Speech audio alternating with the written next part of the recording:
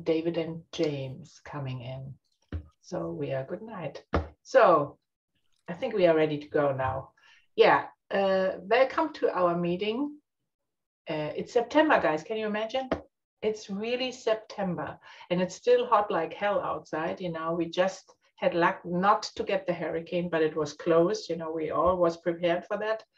And, you know, but when I would be on the ride, I had to wait in Maggie Valley until everything is done. And I'm not wondering how it looks right now in Louisiana, because it's, you know, I had to go through, or we had to go, if we would go, we had to go through Louisiana, and it looks horrible right now. And we not know how soon they get really the power back. You know, it will be need months. And can somebody explain me why they not make the power lines under the ground? Why they make it, you know? You can't even bury people in the ground there because it's below sea level. So yeah, that's true. There's water. Yeah, and the water and electric is not healthy at all. I know, but I never saw electric in the United States. It's always up, right? It's not with cable. It's buried here. It's buried in a lot of the newer areas. It's buried in a lot of the newer areas. Okay. But like David said, if it's close to sea level, you've got places in Michigan that you can't do that. You've got all over the South, but it's also cheaper. It is a lot cheaper. Well, you know, it's probably not. In the long run, I bet you it's not. Yeah. Hi, Tom. I think we didn't met, but I know you made a lot of pictures on the ride, right? I didn't need to take any pictures because we had 10 different other people taking pictures. Really? I was loving it. I carried my camera the first day. I never took one picture with my 35 millimeter camera. Not one single picture. I don't think Colleen hasn't shared hers yet, has she?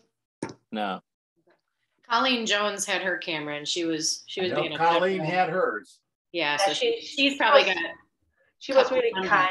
She sent me over via Facebook. She sent me on one picture. She sent me something and she was like, oh, we missed you. And I said, yeah, I was really sitting here and saw the pictures. It was not much, but I saw some pictures and I was really like, it's exactly my roads, you know, when I saw that. And I asked Jerry, where was in front of you? Because it looks like it's exactly my machine, you know. So, yeah, but. Oh, that was Bob. Ron. I think that was Bob Schreiner in front of him. Ron, he said. Oh, was it Ron? Okay. Yeah, Ron and his wife. Yeah, Ron and Susan rode out from California. Wow, can you imagine? Yeah. And they're still going east. They said they couldn't come that far and not get out and see the Atlantic, so they could at least say they rode coast to coast. Yeah, I had to change their mind. They went north and they're heading west right now. Yeah, I was gonna say. Oh, they did not go to Charleston? Nope.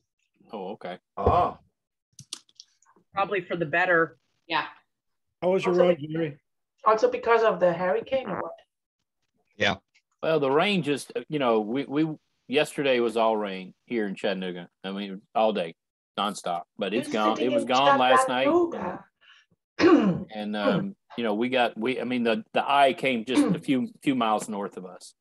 But so it was beautiful today. So it really was just a 1-day delay for a lot of people. I know you guys that had to go north had to beat it. Because I was gonna say it's still on top of us right now. John Cram got 5 inches of rain at his house in Pennsylvania today. We probably got 3. They closed the school buildings down at 6 o'clock tonight because they're anticipating flooding again. And we've been under a tornado watch literally for 24 hours today. When you think about it, this thing came in on land, made landfall as a close category 5 one. And the bad thing was a wind at this one. And then, of course, if you're sitting on the dirty side or the clean side, you know, it's depend on. But it came in and it still was on land and had still 3 in the evening. Can you imagine? Normal they broken down. And I saw what it made with Tennessee, you know, and the last time when we was in North Carolina, we get stranded in Chattanooga actually at the BMW dealer. And they are excellent. They are really good in Chattanooga. I really love that, guys. How are you guys doing, Tom, with flooding? Are you having any issues or that area around? I haven't heard of any. I hadn't seen. I didn't get out today and look. But it didn't rain quite as hard as it has with other storms. So I doubt we'll have serious flooding here, because it rained steady, but it wasn't even, I've got a metal roof and I couldn't even hear it. So, but it was an all day steady rain. Mm-hmm. It was not windy either here. Of course, we were on the south, the eastern side and the southeastern side of the storm. But by the time it got here, the wind had kind of kicked down. Well, the storm is blowing away all of the nasty, and it's going to be mid-70s and not a cloud in the sky for the next 3 days here. So it felt very, very autumnal this morning here. yeah, if I can get feeling back in my fingertips, I might go for a ride. But this was the longest, Amanda, you did with the bike already. Well, yeah, I left here and I had 1,200 miles on my bike, and I got home and I had 2,600 miles on my bike. It's always the best exercise, you know. And she's now an expert curve rider. And she's done it without a cruise control. That's impressive. That's what gets me. I'm telling you, I've gotten really good at figuring out if I'm going down a hill, I can pull the clutch and shake my hand out a little bit, and go back in. Neutral is your friend. Not when you're in sixth gear. Yeah, definitely not in sixth gear. You learn to use the throttle lock. Yeah, like I said, I have that mechanical one. I might have to invest in the throttle lock, but no, I had a blast. Tom, I have to tell you, thank you for the heads up on coming down Black Mountain. Those are some. I think Rory was the one that probably gave you the better clues on that. But I think it was you though that told me, hey, be careful when you're coming down because there's some wicked curves at the bottom, and I was definitely going the speed limit, and came up on those curves, and I was like, whoa, back it off a bit. It was fun. Yeah. It's always good to be active, and especially in the curve. So you will love the hill country. It's exactly like that, but it's not, that you really have the bad curves, like a. Whoa. What do you call bad curves? Those are good curves. For somebody who starts riding, it's not nice. There are hairpins. And let me tell you, when that sign says 10 miles an hour, they are not joking. It can be kind of hairy for a few minutes there. So that's a warning. All those warning signs are just say, kind of be within range of about 10 miles above that. I just use that to determine which gear I'm going to be in. But I'm exactly like Jerry said, I'm exactly that. If there's 10, minimum 20, when not more. Yeah, that's exactly me as well. Yeah, your bike doesn't weigh as much as mine. So, I'm going to slow down. I hate to tell you that. Mine weighs more than yours, Deb. Well, mine's about 1,000 pounds. Mine's you're actually not that much more than mine. I hate to tell you. Wow. Yeah, I have a pretty serious bike down there, and they're just things that no. And it's fine. There are some people, they feel comfortable if they, like Chris, sometimes he like to count every rock on the street, and I'm totally concentrated on the street, and when he feeling okay, I'm sitting on his butt, then he only say, okay, go, and then I'm passing him and I go and wait on the next intersection. You know what I was kind of impressed with, and I guess I'm not super surprised, but with the speed at which John Cram was taking those curves on his big old motor couch. Did he finally speed up?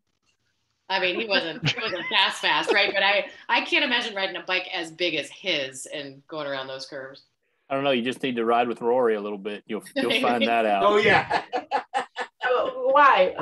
He was on my butt all day long the second day. So okay. Those bikes are made for that. So I went with Tom in the enjoying the ride in a slow motion fashion group on the first day, but when I met up with Chris and Colleen and rode in with them from where they live, I'm drawing a blank on the city, but rode in with them, and we got off and got gas, and I lifted up my face mask, and Colleen was like, how was that? I said, I only peed twice. I'm good. But we were definitely going faster than we went in your group the first day, Tom. But I asked Chris that day, I said, so how fast was the fast group going? Were they going faster than we went? He went, oh yeah. Okay, so I'll stay in the slow group. It was probably about 10 miles per hour faster on the second day than I went on the first day. I think it's always depend on what you want to do. If you need to make miles because of the weather or the distance or whatever, then of course you can go. Oh, this was just on the guided rides when we were riding as a group. I only scraped one extra time on the second day than the first day in the slow group. I heard Rory scraping behind me over my pipes. I could hear his scrapes. I was like, we got off. I was like, were you scraping? Yeah, all the way. Nice. It's supposed to go around those corners on 3 points. Yeah. Sounds just had a lot of fun. Thank you, by the way, Jim, to organizing everything for that. Really special thanks. I couldn't, participate on that, but I saw at the pictures that the people had all fun, and I think that was the most important thing to make something. Because since I'm in the club, and this is 2.5 years, no, 2 years now, 2 years, yeah. 19 since 19. I think there was not this kind of big ride what we had, right? No, this is the first one since definitely since before COVID. Yeah. So thank you. And he had also a lot of rain when he organized it. He was earlier there, right, Jim? Yeah, we had to change some routes. Yeah, there was a lot of rain. We had to redo all the routes because of the flooding. Jim, adjust your camera. Yeah. We see the top of your head. Yeah, it's okay. I'm sitting down tonight. I'm usually standing up. Yeah, that's fine. There you are. Yeah, here we go. Yeah, but thank you again, best organized, and he kept me informed all the day, so that was also very nice. Thank you for that. Yeah, so, it was a nice ride. It was a nice group. Yeah. I think honestly, I actually I've talked to the Jonathan Creek Inn since we got back, and I told them that one of the highlights for me, the ride was great, but the highlights for me were sitting outside and just the fellowship. And did you tell them how disappointed I was about my surprise? About your surprise? Jim! All right, you're gonna call me out here? That's not nice. Yeah, it'll be going on for years. So this is how it went down at the end of the second day of riding, and Amanda is completely no-brainer at this point. I like standing there, and I had this thought, and I said, hey, I need to ask Chris Jones if he'll present Jim's Paul Harris pin to him. And I saw Chris Jones, and I went straight to Chris Jones and said, hey, Chris, I have Jim's Paul Harris pin with me. And Chris looked to the left, and I went, and Jim is standing right there. I literally walked straight up to Chris and Jim and said it. Didn't even, so I ruined the surprise. Sorry about that. Mm. It's because you're tired after. If you're not, it makes you worry. Like maybe I shouldn't have been riding my motorcycle. That's okay. I'll let it go after a decade or so.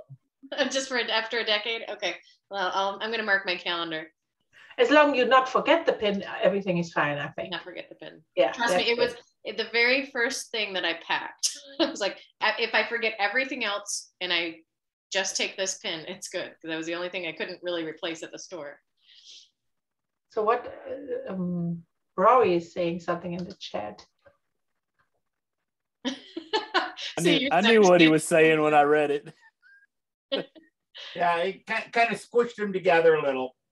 Okay. Who? Rory or what? No squish, just grained. He's got a lot of rounded edges after this weekend. Yeah. Well, as much grinding as you were doing, Rory, you had to push them together a little bit. No, wasn't grinding that much. That's not what I heard. So finally, how many from us joined you guys? From our club or from Jim, what'd we end up with? 26 bikes, 25 bikes, right? Wow, great. I thought it was 21 bikes and 28 people. That's what Yeah, that's about right. It was a good bunch. 23 bikes, yeah. 23 bikes, I think, is what we counted. So. Wow, great. And good pictures from the back, Jerry, by the way. It looks really good. Yeah. Oh, the video? Yeah. Hey, Jerry, that was just my phone on the phone mount. I haven't mounted my GoPro on the new bike yet. So that's from your phone. You didn't get any. How did you not get any vibration? Do you have a vibration dampening thing on your bike? No, I have a lock under my handlebars, and that's just the phone upright on my handlebar lock, and I usually use that for GPS. Are there motorcycles that don't vibrate so bad that your hands go numb? Is that what you're telling me? Well, I also, if you notice, that thing was floating as if the camera was moving, and that's all software controlled within the camera. There's a stability program that was going on top. You got an Android, don't you? Yeah. It's a real computer. If you guys all notice, if you look at Apple products, they got that little symbol with a byte missing. Does that tell you how it is? I tell you what, guys, the last 2 days I have done, I have a 90-day orientation and onboarding with Amazon. And the last 2 days have been video after video after video after video after video. And I tell you, if you guys ever have any questions about why Amazon is the way that it is, or how it came to be, or anything, just let me know. I'd be more than happy to tell you. Actually, that'd be a cool presentation someday. I can do that. I'll just play the video. Be like, here you go, this is Jeff Bezos. Actually, one of the coolest things that I had to watch was the 60 Minutes interview with Jeff Bezos from 1999. It's interesting to see, at that point they were like, oh, this is probably a little short term, just pie in the sky. Okay. Did they show his original office?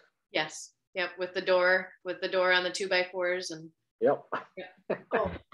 I think my favorite part of that video is he's driving with Bob. It's not Bob Woodruff. He's driving with the guy who's doing the interview, and the guy that's doing the interview, he goes, "Okay, so by my estimation, you're worth about $9 billion now." And Bezos kind of like hesitates to answer. He's like, "No, I'm just asking because there's a follow-up question. What's up with the Honda?" And then they show his car, and it's just a crappy little Honda. He's like, "Hey, it's a perfectly good car." I was like, "Yeah, this will work for me." He used to give Sam Walton a lot of crap about eating his lunch out of a paper bag every day, and he drove this really, really old pickup truck. Yeah, the same way with me though. Like, why would I get a new car? My car works perfectly fine. How many miles it was for you, Amanda, to go up to Maggie Valley? So it's about 500. So if I take the highway, it's about 500 miles. Okay. And it's almost a straight shot. It is I actually didn't use my GPS on the way home at all. It was literally just get on 40 and go east until Greensboro and then go north on 29. It's very simple. Very simple. So, and David had the shortest one with 100 miles, right? Yeah, it was actually like 140. But this is nothing. Yeah. Yeah, mine was 160, I think. 165. Okay. I think Amelia's was a little bit shorter than that. He had like 2 hours and 15 minutes. Definitely the shortest. Yeah, he could basically coast home. Yeah. Just down the mountain. If Chris went the easy way home, if he took the highway, it's only got to be 50 miles or so. Oh. Okay. So Amanda, did both your riders make it okay with you? Mm-hmm. Yep, the duck and the bear. Yep. Yeah, she rides with 2 critters, guys. I'm very excited about my bear. He's awesome. I got one of it's actually a local person who hand sews them, but it looks like a bear cub, and they're meant to hang on a tree outside. So they wrap around the tree, and he's got little tabs on his paws and they were perfect for putting the bungee cords that I used to do my bag to my bike. So he wrapped around my leg. I saw that picture. It looks really, really unique. There are so many people I saw, when I was with Deb one time with the women riders, she had, especially when you go to Christmas, they have like this little elves or whatever around the car and things like that. It's pretty funny all the time. I think Jerry's jealous of my rubber ducky. I have a rubber ducky with a propeller helmet. Oh, really? I think that we should. He's really cute. We should do a rubber duck ride. There's a Rotary Club, and the Rotary Club of Vail every year does a rubber duck float down the Eagle River, and you can put your number on a duck, and if they pull your duck at the end, or if it wins, you get a prize. And I was like, we should totally do a rubber duck ride. That'd be fun. South Pittsburgh Rotary down here does duck race. They I thought drop them off a big bridge, and it's a big drunken time. How was a Rotary Club? You went on Saturday, right? Friday. Friday afternoon. I think that was pretty curious when you guys came in, right? I think we outnumbered the members of the Rotary Club. I 2-1. Yeah. It's such a small club. I don't think it's small. I think there's a lot of them that aren't going for COVID reason. They have 80 members, but there was maybe 20, 25. Okay. I'm gonna be in Chattanooga next weekend. I'm going to Moon River. Are you really? Yeah, are you gonna go? No, but holler at me. All right. I'm downtown, so I'm right across the river. Yeah, we'll get a beer or something. Yeah, definitely. Cool. I'm going to be in Louisville this weekend. Anybody want to come join us? And then I'm going to be in Flint the weekend after that. Anybody want to? I'm so sick of driving. You know how to live. Whoa. You bringing the bike? Yes. No. I think Maggie and I are actually flying up. Mike's going to drive on Friday, and we're going to fly up Saturday morning for a wedding at 2 on Saturday. Oh, wow. Then drive home. Louisville's a fun town. You could go scope out some of the routes for next fall's ride. Well, I can do that anytime you want me to, because the boy child's going to school there, so I'll be there a lot. Oh, cool. We will talk. Yep. I want to hear more about next fall's ride. That actually sounded kind of interesting. Well, we're talking about doing the Bourbon Trail. Oh my God, my husband and I had a blast doing that. We drove one year. Oh my God, that was so much fun. That I may have to come up for that. That'd be awesome. Headquarters in Bardstown, and ride a loop going west the first day and a loop going right the second day. Oh, there are some fun roads. I did it. Oh my God, I can tell you even what year. It was 2005 because there you go. I had just gotten a brand new Dodge Magnum, and it was so much fun to ride those roads. Oh yeah, that'll be a good time. I've never heard anyone say, "Wow, that Bourbon Trail really sucked." I've heard nothing but good things. So yeah, we got to do that. Bourbon Trail sucks. I hope. Yeah, we got to go find a base hotel that can match up to the great ones that we've used in the past. You think about the Jonathan Creek Inn turned out to be great, just like the Laurelwood Inn up there in Cashiers was a great place. If the bourbon's good, the hotel might not matter. Yeah, you're right. The better the bourbon, the less it matters. True story. Be nice to be able to walk to the bourbon. Oh, yeah. That's what I was thinking. I'm like, man, the Bourbon Trail sounds fun, but can we take a party bus instead? Can we just meet up, go do a ride, then do a party bus? It's something to look into because there's 6 distilleries in Bardstown, and 2 of them have really nice restaurants. So we know we can do nice dinners at the distillery for each of the 2 nights. But then there are people that, it's going to be a fun little thing to try to figure out to get the riding in, but also to let everybody be able to hit the distilleries without risking life and limb. Ride in the morning, distilleries in the afternoon and evening. Yep. Probably. There you go, Jerry. It's probably the way it's going to work out. Super safe to ride hungover. It is a fellowship. Extend the fellowship. Hey, there's a whiskey fellowship, right? Is there a bourbon fellowship? There is a whiskey fellowship. Can we invite them and make it a fellowship get together? And by the way, Ron Mead is, I think, he's member of the Whiskey Fellowship as well. Yeah, they were not overly excited about the whole thing. They were not? No. That's funny. Well, Who'd you talk to? Jim, who'd you talk to? Terry? Hard to understand. Yeah. He was very non-committal, very low-key. Oh, that sounds like a good idea. That was it. But wait, if we invite the Whiskey Fellowship, they will have cars. Yeah, definitely. And then we can make them the DDs to go to the distilleries in the evening. I like this. Terry's an IFMR too, though. You need to partner with a DD fellowship. Is there DD? But it's DD fellowship. Designated driver. Oh, That'd be funny. Or we can partner with a local Interact club. Yeah. That's a great. And that could be their service. Their service would be driving us to and from the Distilleries. Hey, that's not that awful of an idea. Interact, not Interact. We want them to have licenses.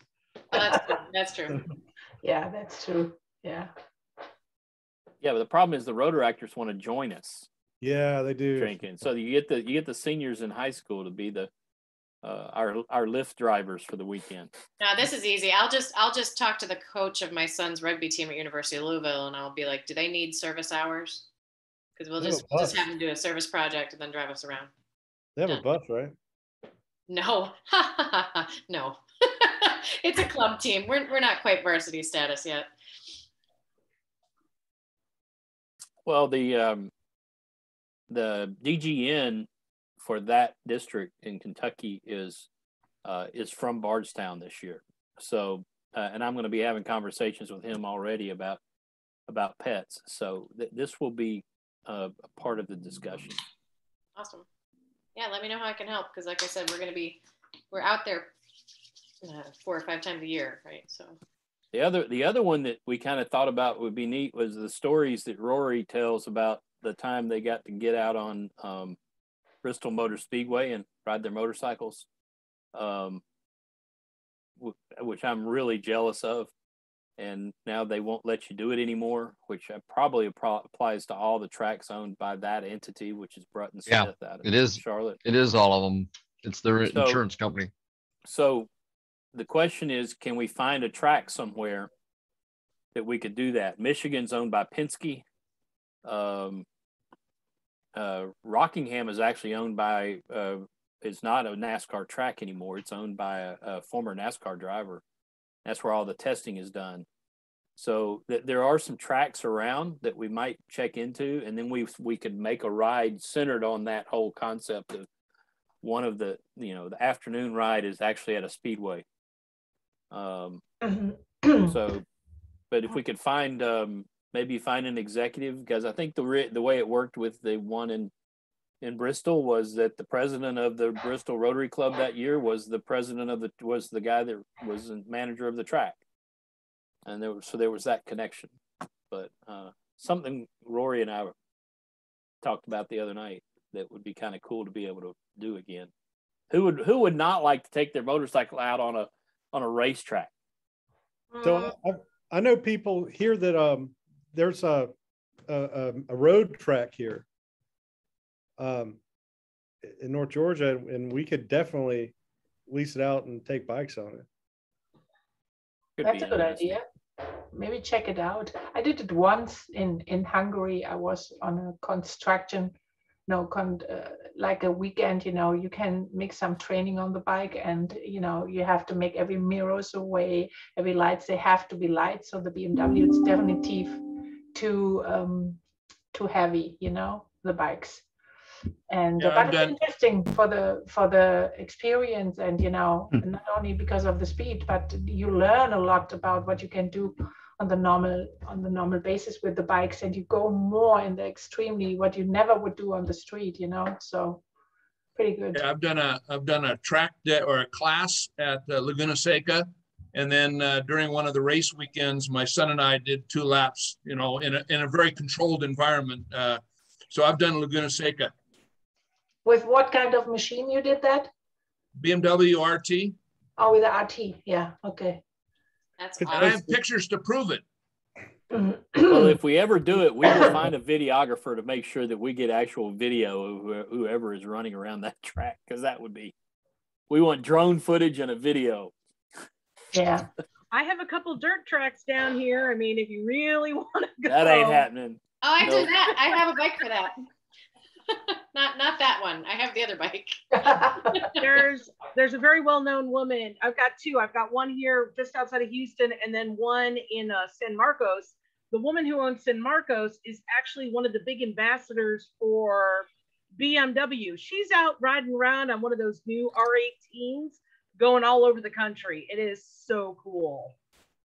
That thing is huge. Mm-hmm. It is. It's a big bike. I have to ride it. I haven't done it yet. They brought the BMW dealer here, brought that out to a bike night, and let me sit on it and rev the engine.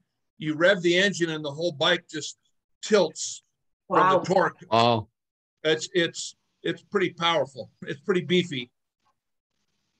I like it because it's pretty a classic bike. The R18, you mean, right?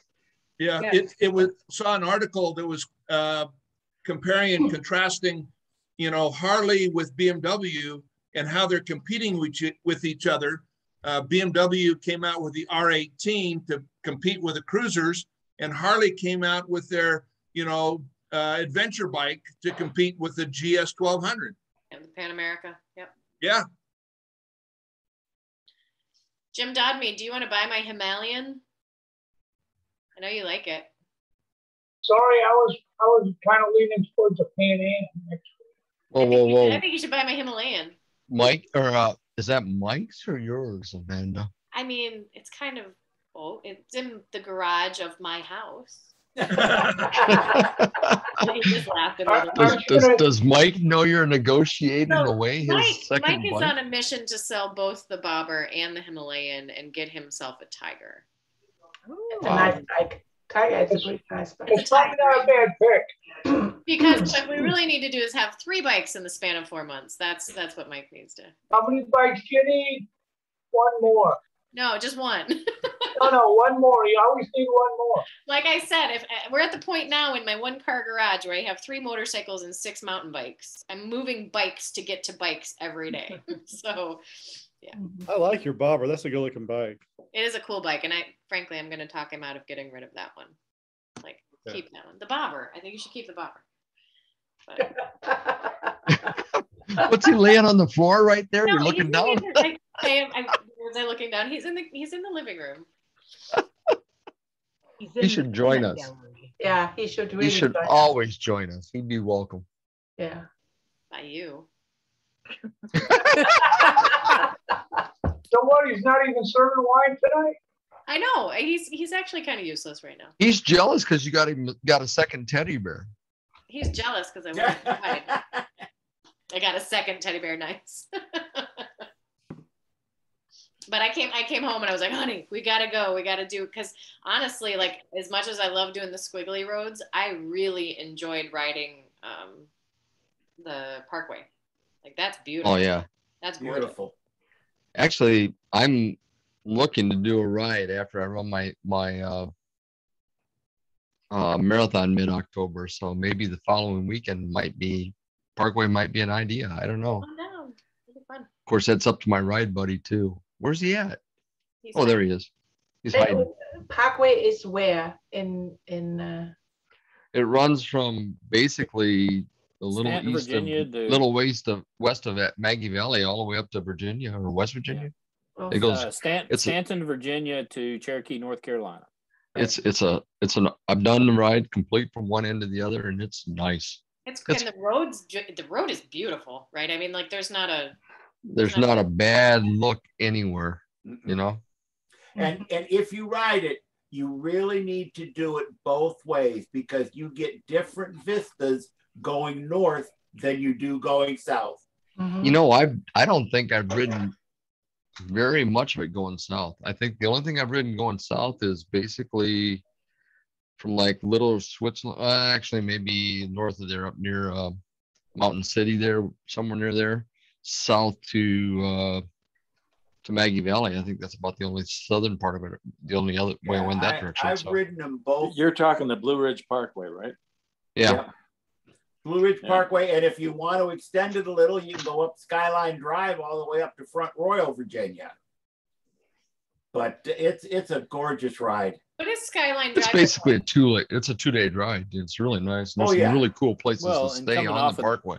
And coming off the Cherokee end, you can go to Robbinsville and catch the Cherahalla too, and end up over in in Madisonville, Tennessee. And that way you also avoid the Dragon. Actually, another great 2-day ride that you would enjoy, Amanda, is the back of the Dragon. Basically, it runs Tennessee north. Yeah. And there's a whole thing. It's the back of the Dragon, and it's something else it's called, but just keeps going north. I forget the highway. 129 keeps going. 129 goes south and it goes north. You know, it's not. And that. I spent 2 days doing that last year. After John and I rode down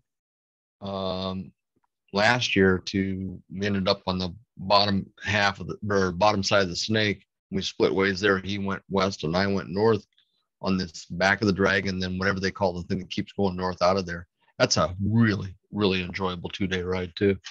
Does Back of the Dragon end up in Maggie in Pigeon Forge? No, that's Back of the Dragon's a lot further east. What's the highway? Is John's not on? 120. It'd be 128. Is that what it is? It Yeah. runs all the way up into West Virginia, from Tennessee all the way up to West Virginia. It's an enjoyable ride. If they ever finish the Foothills Parkway all the way down the mountain to Pigeon Forge, you run from 129 on the Dragon and up and over, and it will go all the way to Pigeon Forge at some point. And it's a beautiful, that section that they've got between Townsend and there is one of my favorite rides down this way. But it takes me a couple hours. I have no excuse. I am 40 miles from West Virginia. I can see Maryland from my house. Wow. It's really easy to get everywhere. Well, the snowshoe ride we did a few years ago was in West Virginia was awesome.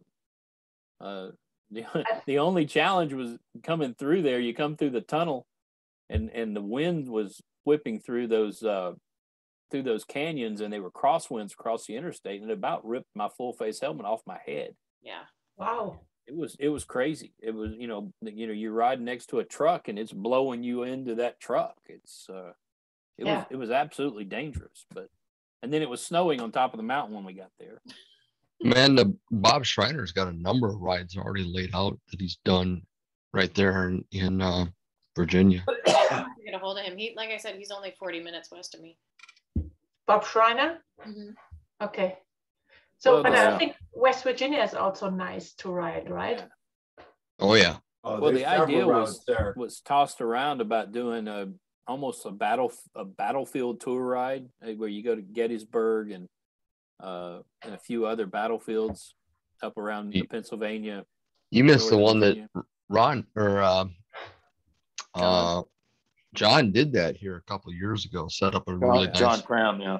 Yeah, well, he was talking about doing it again. That's really nice. We were talking. It was a nice trip. Welcome, Big. Good to see you. Glad you could make it. Yes, you are muted. We cannot hear you. You can let it open. There you go. Hello, everyone. How are you? Hi. Good. Wonderful. You kind of get power back? Yes, so it's intermittent. Long Hill Township is notorious for long trees, city with a lot of trees, and we have a couple of down wires in the area. Where's Long Hill Township? It's basically 3 towns: Millington, Sterling, and Gillette. It's right next to Berkeley Heights and Chatham. Which state? New Jersey. New Jersey. Ah, okay. I hadn't met you before, but forgive me. He's a Jersey guy. For all of you in the, is it Beg? Is that correct? Beg is correct, 100% correct, yes. Beg is downloaded an application and is going to be filing an application to join the club. Yes. So I invited him tonight and asked him to come, and so we could meet him and he could meet us. Yes. His initiation is putting together a ride for all of us in New Jersey. Yeah, we need a Garden State ride. That's actually, I don't know what I'm trying to remember his name. There is another guy in New Jersey. Another guy. Yeah, we have it's another guy. Associate member, and he has a ride laid out over there for us, but it got, delayed. Do you know him? No, actually, I met him in another group, and he introduced me to this, and he said, you know what? We have a ride out in September, late September. Yes. So he said, why don't you go ahead, submit your application, get to know these people, and it's a wonderful cause, and great people to ride with. Cool. Very cool. Yeah. I can't think of his name right now. Is it Ron? No, it's a German. He's a German. Let me see. Oh, it's going to hit me. It'll hit me at midnight. Yeah, me too. Well, and then the other gentleman, I'm always good with the gentleman that joins us every once in a while is very close to that area in far eastern Pennsylvania. For what it's worth, we have an IFMR member, Bill Solomon, in the state of Maine, and he's putting together a ride for next year in Maine, a multi-day ride. Yeah, it was like he lives in Maine half the time, and then he lives in Alaska half the time. I think it's Roland Weimer. It is. Yeah, Yep, that's it. Roland Weimer. Yeah, that's true. Yeah. Roland. Yep. I'm like, I had list access. I had to go look. Yeah. Yeah. And he said something, you want to do something like this. Yeah. So the gentlemen that I met were part of Branchburg Rotary Riders. Branchburg, New Jersey. Okay.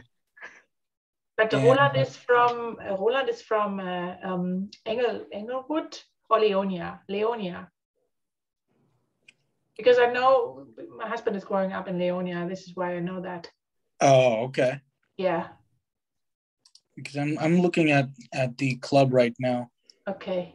In Branchburg. So what are you riding? I have 3 motorcycles. The third one I'm picking up on Saturday. I had some funky work going on with that one. I have a 2010 Honda VFR, 1200F. Mm-hmm. I have the Super Speed Demon, the Panigale V4R, and I also have the BMW S1000RR. See, Amanda, it's perfectly normal for Mike to have 3 motorcycles. Yeah. Ask my wife, she's saying, why do you need 3 when you just ride 1? And I'm like, okay, Nobody can understand who's not riding, that's for sure. Well, then you need to get her on a bike. Yeah. Well, she does have her license, but she just wants to have the kids be in their teenage, then start riding back. I can get that. There's a lady, I was telling John Cram, one of our members, I ride an Indian, he rides an Indian. There's a lady who rides an Indian around here who has a Scout Anniversary Edition, the beautiful red one with the gold pinstriping, and she has a matching sidecar. And her teenage son rides in the sidecar, and I was like, that's amazing. I need that. Oh, hi, Mike. Wait, mine disappeared. Hi, Mike. Not you are spoiled, Amanda. Absolutely spoiled. Yeah. Because he broke something. We're not pretending like this is just, oh, I brought you some wine. Obviously he broke something. But he's not useless anymore. So how much wine does he have to bring for the third bike? Yeah, well. So tonight we're drinking Ribera del Duero from España. Okay, that's nice too. But by the way, the BMW, this fast BMW, the R1000, I was riding it home for a friend, because he had a pickup from the dealership, and I was not comfortable at all on the bike. It's too short for me because, when I'm hanging on the handlebar, like this, the intersection, that's pretty uncomfortable. So I'm pretty happy with my GS, so yeah. Yeah. For comfort and long distance, the Honda serves best. It's shaft driven. It's the same V4 engine. Tried and tested. Honda has been making this for years. The 800, the 1000, and then the 1200.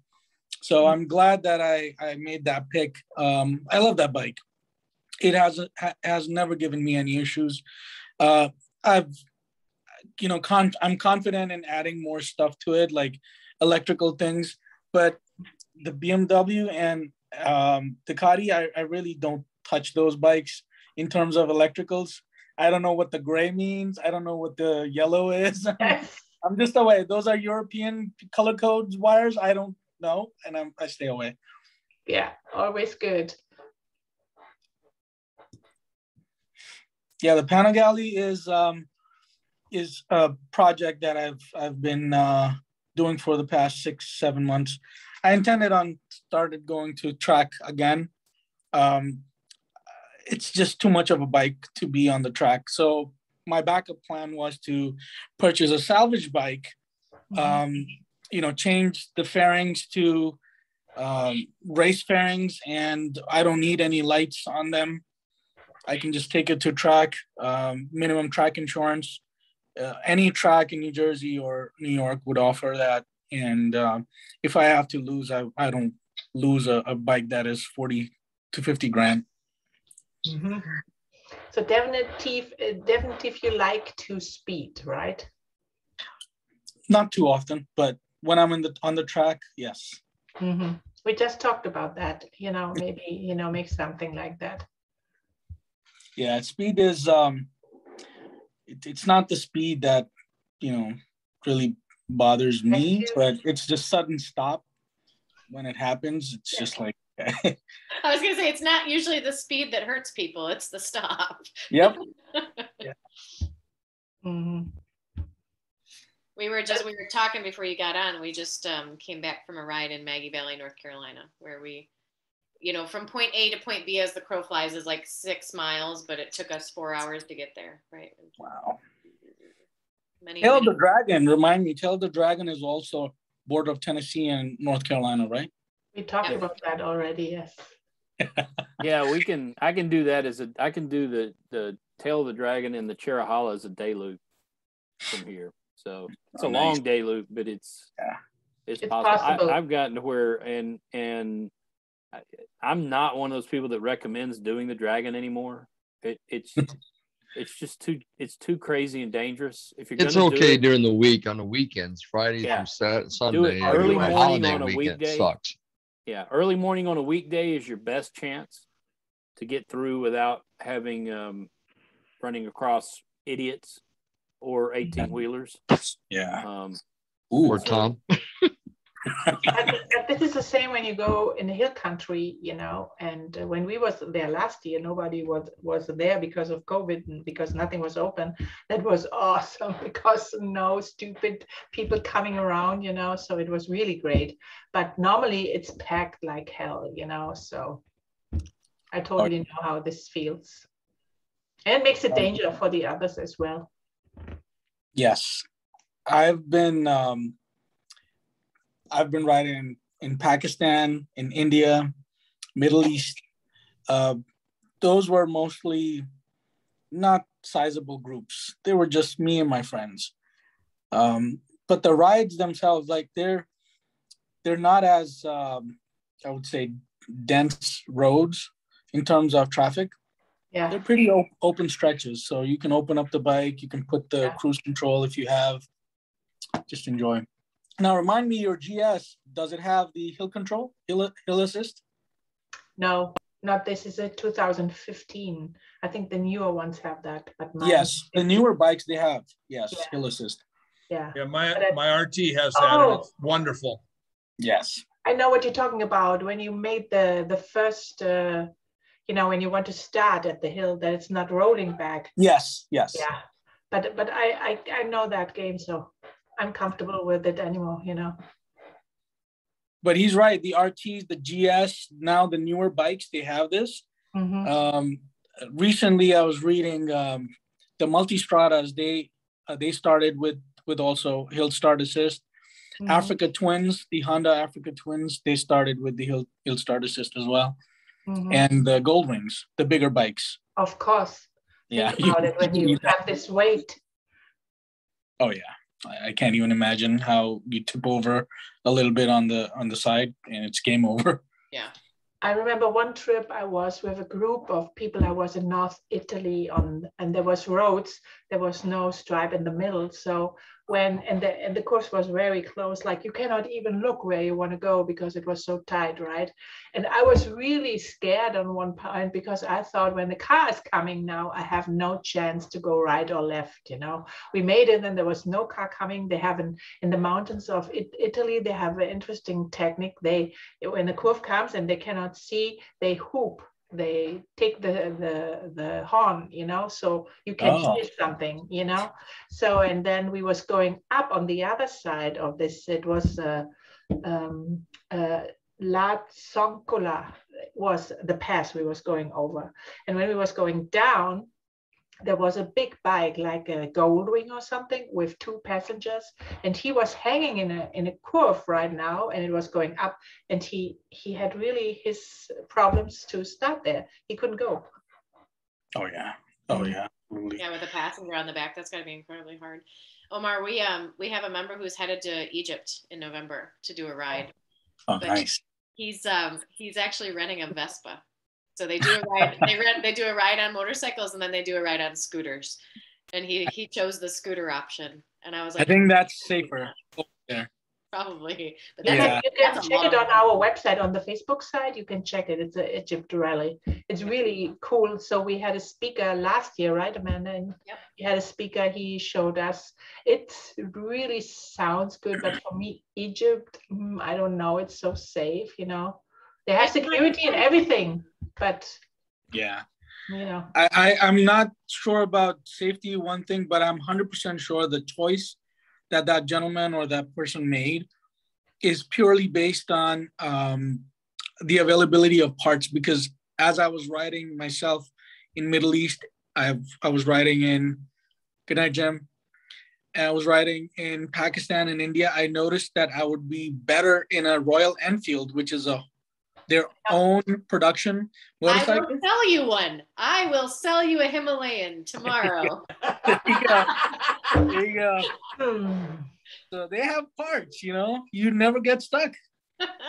So Amanda, now you give the Himalayan to John, and John can take it to Egypt. Okay. He should, honestly. It's a perfect bike for that. Honestly, it's funny. I talking about that bike, you know, I'm thinking about Australia and how hopefully we're all going to go to the international conference in Australia in 2 years. I was like, well, maybe I keep it until we go to Australia. So I'm waiting for John's first post from Egypt, and I'm going to comment on the upgrade over his current ride. I rode in Australia last time the convention was there, and it was awesome. I mean, I actually rented an RS, and spent about 4 nights in Australia. And riding in Australia is awesome. It's a little adjustment, obviously, because you're on the other side of the road, but it's not hard to figure it out. Yeah. If you ever get the chance, the west coast of Australia is a great place to ride too. They got a number of their IFMR riders live over there too. I know, and that's so. Mike just said that's where Nick is. One of his friends is a winemaker in Perth, and he rides a Harley. So I need to figure out if he's a Rotarian and get him involved. Yeah. If he's a Rotarian yet. Yeah. Yeah. If not, we can make it to one, so no problem. I would say that Egypt ride is probably a bucket list for a lot of us, isn't it? Oh man, I mean, so you know, yes. right? Like I could totally go and be a translator. It'd be awesome. Well, I have this other little goal. Some of y'all know that I've got the goal with my old bike to hit 49 states and ride the perimeter of the Continental 48 on it before I get a new bike. Mm-hmm. But the other one is to try to ride on 7 continents. And think about that. Yeah, we talked about that. We got to figure out. So Mike has a buddy from high school who was actually stationed in Antarctica for a while. Does he have a bike down there? I don't know. I mean, all we got to do is find one person that owns a motorcycle in Antarctica that'll let us ride it for 100 yards. And we can say we've ridden in Antarctica. Can we all just that is an expensive trip to get there just to stand on a piece of ice. Well, you know, if you're in New Zealand and you're in Christchurch, you're standing in front of the airport, you look to the right and you see the United States Air Force Antarctic Expeditionary Unit hangar. And that's when you realize you're way far south. But Africa is a challenge. I mean, Asia, you can go to, there are a lot of countries in Asia you can ride, but Africa is actually one of the bigger challenges to find a place that's safe to ride. So by the way, guys, let's utilize all of our Rotary connections, and if we can't make it happen, I've got the wine connections. So if you want South Africa, we can definitely go to South Africa. Well, then you've got South America. My bucket list is to hit some of those crazy roads that go over the Andes. We can do winery tours. We'll just go from winery to winery. They're only like 900 miles apart. By the way, Tom, I've got a ton of contacts in Chile and Brazil. There you go. But do you know that Jim Dodmead already organized something, because there was the German IFMR, the chapter in Germany, Austria, and Switzerland. They organized a ride on the Pan Americana, Chile, Argentina. So, and Jim already organized it for 2023. You can get registered for that with motorcycle, everything. You know, I think it's. Years ago, we had a one of our Rotary Club members in Chattanooga had a friend who was in the Navy, and he had ridden all over the world. And the only place he really hadn't ridden is Russia because he couldn't get his bike in. But he did a presentation to us on a ride all the way from the tip of South America back to Virginia. And it was and the neatest thing. I mean, the only place at the time that he couldn't go, that he had to fly the bike around was Colombia, because at that point you couldn't ride through Colombia safely. Now you could. I mean, and now you couldn't ride through Mexico safely. Yeah, we had Dieter Schneider talk to us last year, and he rode. I don't think he did all 7 continents. I think he did 6 though. And he was. I don't remember where was he when he talked to us? Was he in the States? In Canada. He was in Canada, but he left after he spoke to our club. He rode from Canada to Argentina, right? South America, yeah. And then put his bike on a boat and took it to Australia. That's crazy. You know, I remember pulling up on outside the convention in Portugal, in Lisbon.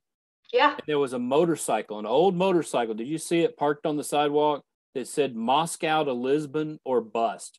And the dude it was an old Harley, and he'd ridden all the way from Moscow to Italy for the big bike rally, and then had ridden to Lisbon, and then was riding back to Moscow. Now, as someone that's been to Russia a few times, you couldn't pay me to ride a motorcycle on any street in Russia, because the streets just all of a sudden disappear sometimes. You got pavement, then you got gravel. Then you got pavement, then you got gravel. Plus, it's just not a great country to ride. I had that in Poland one time. You know, we was going from Germany over Germany, then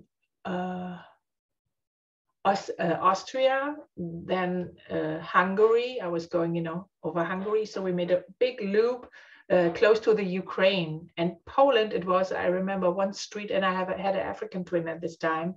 And, we was in the middle of something, and the road was closed, nothing. So, and then we were standing there looking at the map. We had no navigation at this time, only the map. And then some of the people came in and, tried to help us. And, and they picked somebody who spoke German, so to brought us. And then they invited us for vodka and things like that. That's typical Poland, right? And, but it was an interesting ride, especially to the host, to the East countries, because streets like this, you have to be careful if you in the middle or on the side. It's unbelievable. If you guys haven't done an Indian, subcontinent India ride, my wife is Indian. I was actually born in St. Thomas, Virgin Islands, but my roots are down in Pakistan and Iran. So most of that area, now mostly Pakistan, I've taken that Silk Road up to China, which they didn't allow me to get into China because of my blue passport. There was a lot of, firing back. And they said, nope, no American, you can't go in. So yeah, you can't. But my Pakistani friends, I grew up in I grew up in St. Thomas, Virgin Islands. I grew up in Pakistan. And I was fortunate enough to go to military schools in Pakistan. And I graduated with technology and sciences from Air Force College over there. So having great network, I'd never had a problem with the locals over there or traveling in general. I have good friends who are still serving over there, as they're a little above major. So lieutenant colonel at that level. They're sweet. You flatline communication, you tell them you want to go over there, they'll say, okay, let's make it a plan. Let's all roll out. It is a great ride. I did that in 2010 to attend what's called the Chandur Festival. That's the highest polo ground in the world. And they were playing polo matches over there. So it was a great ride. I would not recommend to anyone now because of Afghanistan, what's happening. But back then, it was also tight. There was a Taliban out called Mangal Bagh. He was out there to basically hunt down any American in Pakistan. So I would not recommend that ride to anyone. But if you want to go to India from Delhi to Ladakh, that's the northern area of India, I would be more than happy to navigate you guys through. But I think even if we would go to Pakistan, especially, I think it's pretty hard, especially as a woman, to go through these areas anyway. No, actually, there is a Canadian girl. Her name is Rosie. She has Instagram up, and she's in Pakistan. She's Canadian born. She's living in Pakistan. They gave her dual citizenship. She's a rider, a BMW rider, and she married to a Pakistani over there. So she's living over there. She's a rider. She's not a Rotary as of now, not to my knowledge. But she's Rosie Gabrielle, I believe that's her name. And I'll happy to share her information, but she's an excellent point of contact. Maybe we can win her as a speaker. That would be great. Yes, she has quite a lot of followers. She went to those rural areas, tribal areas, interacted with locals. She spent time with them. And even though language seemed to be a barrier, but when there's love and compassion, not to her. Yeah. She knows how to navigate herself. I had the same experience when you're going to other countries and you not speak the language really, excuse me, then it's not an issue most of the time because you can speak with hands, you can read at the faces, you can pick something or whatever. So I believe also that most of the time and the best, but right now in these countries, women's rights are not really, I'm skeptical. I will not say it's not possible, but I would be very, careful in this moment. Yeah, and I agree with you too. But we can hear you. Everything is fine. Yeah, that was Amber Alert, I believe, Rave Alert. For the. I think my connection told me last time that I need to get clearances from foreign ministries before we travel. So a foreign office delegate would be with us. Some sort of security personnel would be with us in Pakistan if we plan on going over there. But that's their SOP, and I can't agree more with that because that's just for our safety. Yes. But it's so nice. This evening goes very fast, and we have 6:05. So this is a reason why so many people left us right now. Would you do us the honor and lead us to the 4-way test? Sure. That would be nice. Thank you. Absolutely. So the things we think, say, or do, right? The 4-way test. The 4-way test. Are you familiar with the 4-way test, Omar? I'm not familiar. Yeah, okay. So I will do it. I'm going to put it in the chat. How about that? Sure. Yes. So normally we close the meeting with a 4-way test. 4-way test is the things we think, say, and do. And that starts with the first, is it the truth? Second, is it fair to all concerned?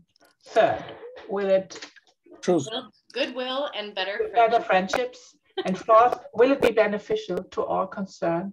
And fifth, it's the most important, is it fun? You're faster than me. I can't type that fast. All right. So yeah, I'm looking at the chat. But you were getting it with your welcome package anyway. So yeah, for sure. Yeah, we'll make sure. So Omar, I apologize that I haven't been on the email. I've been on the emails, but I haven't responded. So Keith and I are co-chairs of the membership committee. So I'll be in contact shortly here to make sure you're all straightened out. We've got your application. We're looking forward to bringing you on as a member. Perfect. Thank you. I appreciate that. And I'm sorry I joined late just because it's sorry. Yeah, don't worry. We were happy that you can join us so fast, because when you even not had that. So we are really spontaneous and good that you are spontaneous as well. So thank you guys for a nice meeting again. Thank you. Enjoy your week. See you next week. Thank you. Bye. Bye. Bye.